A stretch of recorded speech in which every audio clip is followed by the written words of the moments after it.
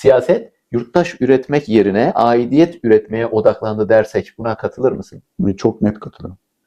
Türkiye'de demek istediğim o talepkarlık zaten yurttaş olmanın gereği.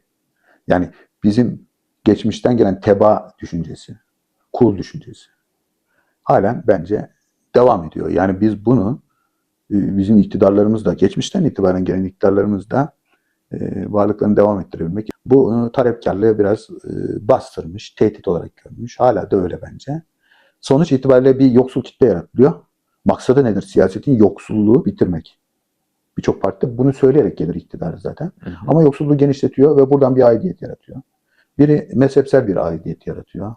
Öbürü kimlik üzerinden bir aidiyet yaratarak o bloğu kendine bağlıyor. Ya ben A kimlik, B kimlik ikimizin de sorunu talep etmek.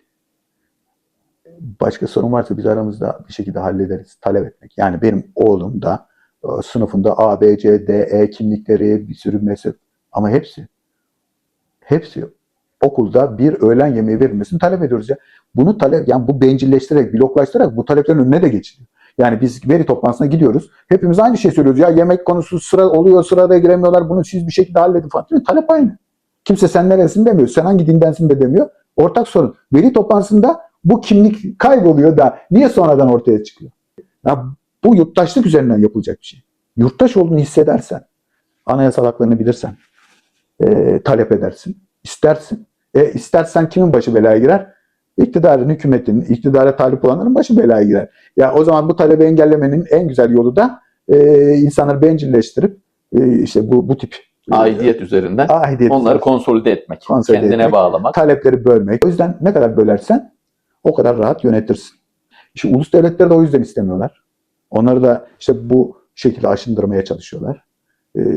Çünkü rahat yönetecekler.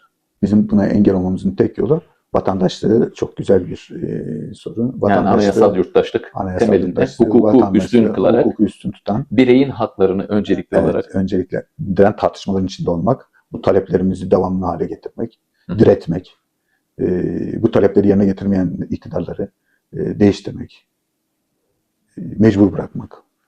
Bence yapılması gereken bu.